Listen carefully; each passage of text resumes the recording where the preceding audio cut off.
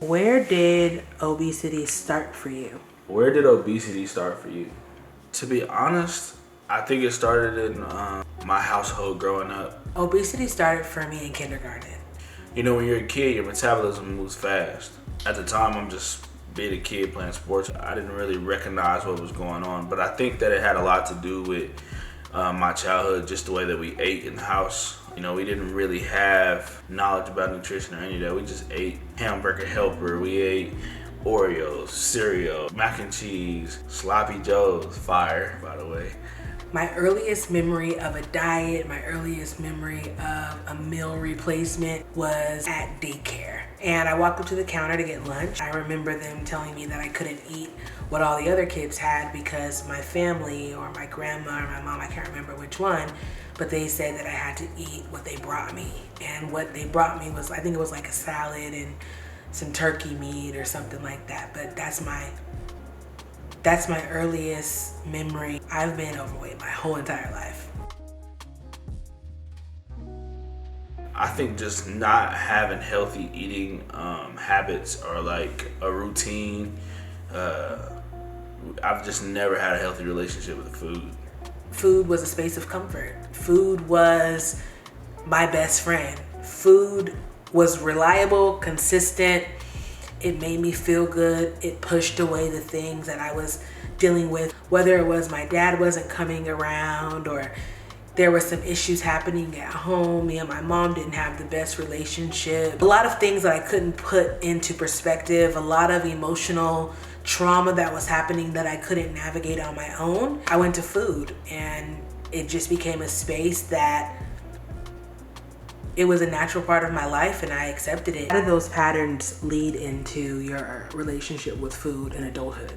I just kept eating whatever I wanted when I wanted it, however much and I always overate. Like, I have never just had one plate. That was never really a norm. So the fact that I'm here now and I'm even reading the back of labels and all, it's just crazy. How did those patterns from your childhood lead into adulthood? Those patterns led very naturally. Overweight kid, overweight middle schooler, overweight high schooler, and now you're an adult and you're still overweight. What role did obesity play in our marriage? I got very complacent.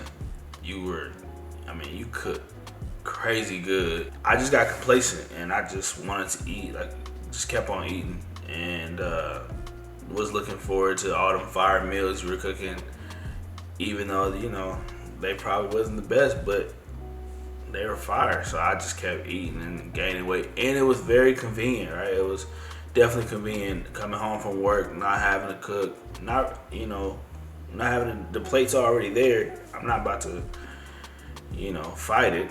I want that chicken. I want that, that mac and cheese, that Alfredo. I want all that. I think when it comes to marriage, it honestly was easier in marriage to keep overeating and whatnot, because that was like a way of you showing how much you love me and just, being an amazing wife. How has obesity affected our marriage? Food can be very much a love language. I know that you, my husband, enjoy good food. In return, I cook that good food because that's a way that I'm showing you that I love you presently, tangibly. Being married when you're overweight, first of all, my whole life I thought I had to become something different before getting married. And so to see a man that I was comfortable with, I felt safe around, that loved me, called me gorgeous, called me beautiful. We had a great intimate life. I didn't feel awkward or uncomfortable. It was very natural. So it was just a natural part of our life. A lot of our meals were sugary, carb-filled meals. Chicken and waffles, gumbo, pancakes, fried chicken, fried fish, fries, sweets. We bond over food, and we don't have a lot of money for date nights outside of going out to eat. So we're just eating in our marriage. That is how we connect. That is how we bond. When we have somebody over, we cook again. The pandemic happens, right? Where all we're doing is eating. Eating is a way, not just in marriages, but in the Black culture, period, that we have bonded and we come together to show each other that we love each other.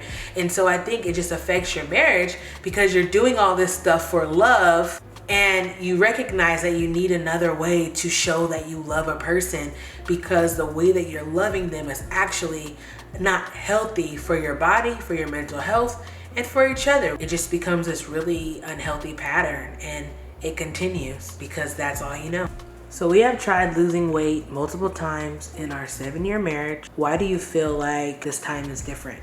We didn't do well at staying consistent at first because we didn't have healthy boundaries. We would say we're gonna do better, but then have food in our house that was not healthy. Or we would say we're gonna try to lose weight and then go a week or two without, eating clean, and then we'll go to a restaurant and then we just have this crazy relapse because we wasn't being realistic with our meals. We tried losing weight multiple times in our marriage and fell short every time. So what makes this time different? I think I'm at a space in my life where I truly want to surrender all that I am to God. And sugar and food has always been that one area that just felt like, God, you can have everything else, but this side right here, this part right here, I'm going to reserve it for myself because I've never been able to fully commit here. So essentially, I've always tried to make obesity and weight loss the thing that I just wouldn't attack fully or completely. I'm not doing it in my own strength. I truly believe that I'm allowing the Lord to walk with me through this. I'm pulling on your support. I'm not pushing you away when you say you want to train me. I'm actively working on my meals. I'm intentional about it. This time's going to be different because I want it. What's your game plan to stay focused and consistent this week? Setting an alarm, and before I even start my day, getting up, getting straight to the gym. Having honest conversations, like if I have those thoughts of like discouragement, spending that time with God, make sure that my reality is lined up with the word. My life is lined up with the word. Sticking to my regimen, getting up in the morning, getting straight to it, and then attacking the day. So, you had your first training session today. How long has it been since you trained? When was the last time you've been to the gym? Whoa. September of 2022. How was today? Give us a recap. Today was really good. I went in and I didn't know what was gonna happen because training with my husband, you just never know what he's gonna do. But I was already committed that, Kendra might get emotional, but you are going to complete the workout, and that's what we did. It felt really good afterwards too because it was over. I've been to the gym before, and this is where it starts. The process of trying to be consistent, but I'm just taking it a day at a time, a workout at a time, and today was a victory, so I'm really happy about that. I'm really proud of you, babe. You killed it today. Thank you. You really did.